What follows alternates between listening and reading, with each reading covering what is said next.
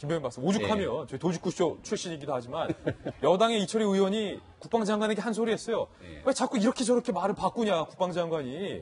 그러니까 이철희 의원이 나서서 진짜 나름대로 정리 조정을 좀 해주는 상황을 볼 수 있었는데 어저께 처음에 질문했던 게 정의당 김종대 의원이에요. 그러니까 국방 전문가라고 볼 수 있는데 뭐라고 질문을 했냐면 사드 배치가 현재 2기, 발사대 2기는 배치가 돼 있지 않습니까? 과거 박근혜 정부 시절에 배치가 된 것이고요. 나머지 4기를 임시 배치하겠다고 하니까 김종대 의원은 이렇게 얘기하는 거예요. 이것도 그러면 환경평가를 거치지 않았던 2기처럼 비정상적으로 배치할 거냐라고 얘기를 하는 겁니다. 그러니까 여기에 대해서 송영무 장관 입장에서는 답하기 좀 곤란한 상황 아니겠습니까? 한참 고민하더니 북한이 레드라인을 너무 빨리 넘었다. 그러니까 상황이 변했다는 거죠. 그러니까 일단 임시 배치를 한 건데 주민의 불안이 가속화되게 됐을 경우는 재고할 여지가 있다라고 하니까 헷갈리기 시작하는 거죠. 이 재고의 여지가 있다라는 거는 배치를 해놓고 사드를 빼겠다는 건지 아니면 장소를 바꾸겠다는 건지라고 하니까 이제 국민의당 김동철 의원이 나와서 다시 질문합니다. 그러면 배치 지역을 바꿀 수도 있다는 얘기입니까? 라고 물어보니까 배치를 철회하는 건 아닙니다라고 얘기합니다. 하지만 그런 의미도 포함된다는 건 배치 지역을 바꿀 수도 있다는 얘기 아니겠습니까? 그러니까 깜짝 놀라갖고서는 여당이 더불어민주당이 이철희 의원이 나서갖고 진화하기 시작한 거죠. 일문일답하는 과정을 거치니까 마지막으로 송영무 장관이 최종적으로 정리된 워딩이 뭐냐면 상황이 급해서 일단은 긴급 배치를 했는데 그리고 긴급 배치한 이후에도 환경 영향 평가라고 하는 절차적 정당성 문제를 끌고 가겠다라고 얘기를 하는 겁니다. 그러니까 말 그대로 조건부 배치라는 거를 분명히 한 거고요. 지역 바꾸는 문제 나오니까 지역 바꾸는 건 아니고 성주 골프장이 워낙 크지 않습니까? 골프장 안에서 여기저기 옮겨 다닌다. 그 골프장 안에서 환경 영향 평가를 통해서 문제가 발생하게 되면은 이렇게 저렇게 좀 바꿀 수 있다라는 정도로 얘기를 정리하게 되는 거죠. 이게 문제가 뭐냐면 아니 같은 골프장인데 이쪽은 괜찮고 저쪽은 안 좋고 그러니까 환경적으로 그게 있습니다. 이러고 있으니까 양측으로부터 비판을 받는 겁니다. 뭐냐면은 성주 지역 군민들 입장에서는 문재인 정부가 제대로 된 절차적 정당성을 지키겠다고 하니까 그럼 환경 영향 평가를 충분히 다 거치고 나서 문제가 있으면 사드 배치를 뺄 수도 있는 거고 지역을 옮길 수도 있다라는 확신을 갖고 있었던 건데 이렇게 하게 되는 거는 결국은 환경 영향 평가는 요식행위일 뿐이다. 절대로 빼지 않겠다는 거기 때문에 어저께 성주 군민들을 비롯한 반대투쟁위원회가 상경해 갖고서는 결국은 엄청난 투쟁을 하지 않았습니까? 이쪽으로부터 이제 굉장히 큰 비판을 받는 거고요. 한쪽 입장에서는 특히나 과거에 사드 배치를 반드시 해야 된다고 주장했던 보수 야당 입장에서는 이거 과거 박근혜 정부랑 다른 게 뭐냐는 거예요. 이미 4기 다 배치해놓고서는 빼도 박도 못하게 만드는 건 아니겠습니까? 그러니까 결과론적으로 과거로부터 상황이 크게 바뀐 것이 없는데 이렇게 될 거면은 선거를 앞두고 사드를 정치적으로 이용한 것 아니냐는 비판, 그러니까 양측으로 이렇게 비판을 받는 상황이기 때문에 현 정부가 이 내용에 대해서는 참 굉장히 궁색한 상황에 처해져 있는 것이 사실인 것 같습니다. 송영무 국방장관의 어제 발언의 변화, 분명히 오락가락한 측면이 있는 것 같아요.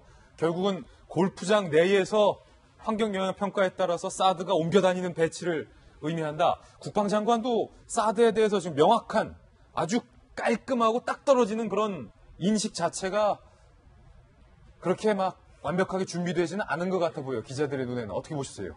그렇다기보다는 국방부 장관은 지금 사드를 너무 배치하고 싶은데 이제 그동안 정부가 해왔던 얘기와 완전히 완전히 모순이 돼버리면은 그거에 대해서 또 비판 여론이 강하게 쏟아질 테니까 이도저도 아닌 애매모호한 그런 태도를 취하면서 저렇게 대답을 했다. 저는 그렇게 생각을 합니다.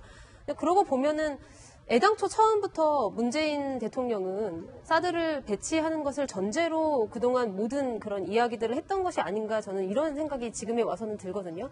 왜냐하면 절차적 정당성이라는 것을 만약에 지금 급하게 안보적 위기가 닥쳐서 이것을 무시할 수 있다고 한다면 이건 되게 굉장히 전형적인 보수의 논리거든요. 그러니까 아까 김병민 박사님 지적하셨던 대로 박근혜 정부와 크게 다르지 않다. 그러면 지금 그리고 만약에 이렇게 긴급한, 안보적으로 정말 절차적 정당성을 다 무시할 만큼 긴급한 상황이라면 왜 휴가 가고 왜 전화통화를 안 하는 것인지 지금 그거 좀 이해할 수가 없는 거죠.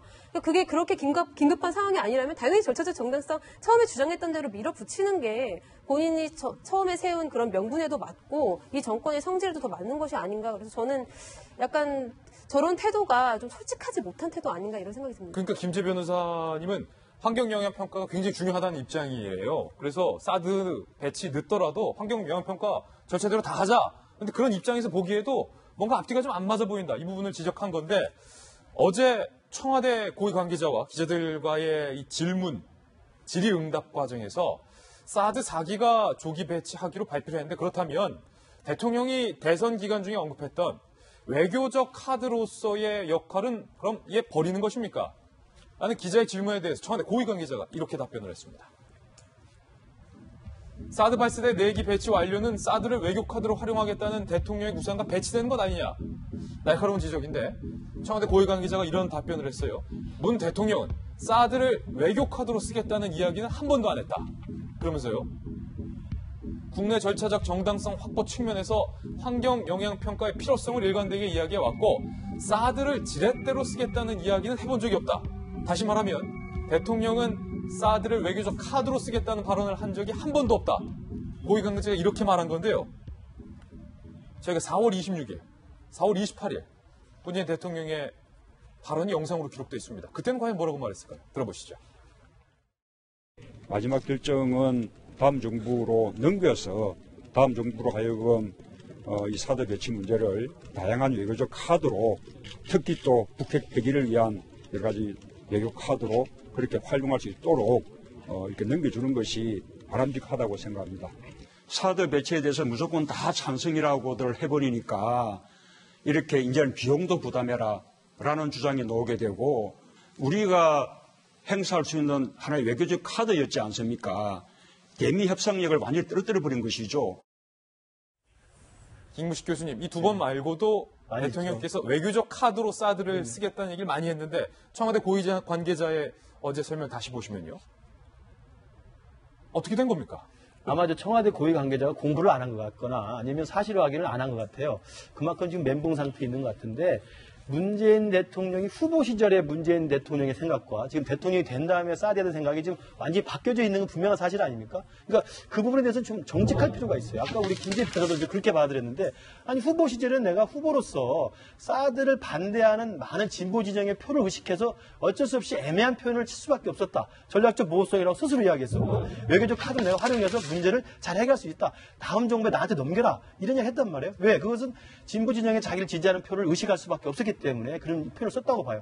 근데 대통령이 돼서 보니까 김정은은 핵무기를 쏘아대고 미사일을 쏘아대고 트럼프 대통령 자기 말 잘 안 듣고 근데 미국과 동맹 간의 신뢰를 얻기 위해서는 사드 배치를 해야 되고 또 김정은의 도발이 커지니까 사드가 필요할 것 같아요. 그러니까 대통령께서도 절차적 정당성이라는 나름대로의 명분은 조금 가지고 있지만 속내로는 송영무 장관이 정확히 밝혔지만 계속 사드 배치를 기정사실을 하고 싶은 거죠. 예. 그런 상황이기 때문에 정말 청와대나 대통령께서 그런 입장의 변화가 있을 수 있습니다. 세상에 만고불변에 똑같이 변하지 않는 게 어디 있습니까? 변할 수 있어요. 그러면 내 후보 때는 그랬는데 지금은 상황이 이러니까 바꾼다라고 이야기를 하면 되는데 애매하게 계속 줄타기를 하는 거잖아요. 그러니까 대통령의 생각이 후보 때랑 지금이랑 바뀔 수밖에 없는데 바꾸는 것 자체를 대놓고 정직하게 말을 못하기 때문에 대통령의 지휘를 받는 국방부 장관도 같은 상임위에 나와서 오전 발언 다르고 오후 발언 다른 거 아닙니까? 물어보는 질문에 다르고 또 다른 거 아닙니까? 오락가락 할 수밖에 없는 거죠. 그래서 대통령께서 이제는 사드 문제에 관해서는 더 이상 정치적 고려, 그다음에 더 이상 어떤 표를 의식하지 말고 국가 이익 차원에서 명확하게 입장을 좀 밝히실 필요가 있다고 봐요. 조금 솔직해지자라는 두 분의 공통된 주장이신데 청와대 고위 관계자에게 한마디 해야 될 것 같습니다. 청와대 고위 관계자 설명 다시 한번 보시죠. 김정환 기자님, 이 누구다라고 말을 할 수는 없어요. 청와대 고위 관계자이기 때문에 아는데 누군지 알아요. 이분이 모르실 분이 아니에요. 외교 카드로 쓰겠다라는 얘기가 비단 저희가 조금 전에 봤었던 두 번만 있었던 게 아니란 말이죠. 그런데 뭔가 스텝이 얽히고 과거에 했던 얘기와 지금의 행동 간에 괴리가 생기니까 기자들을 상대로 기자들이 저 말 듣는 순간 다 황당할 수밖에 없었다는 거죠.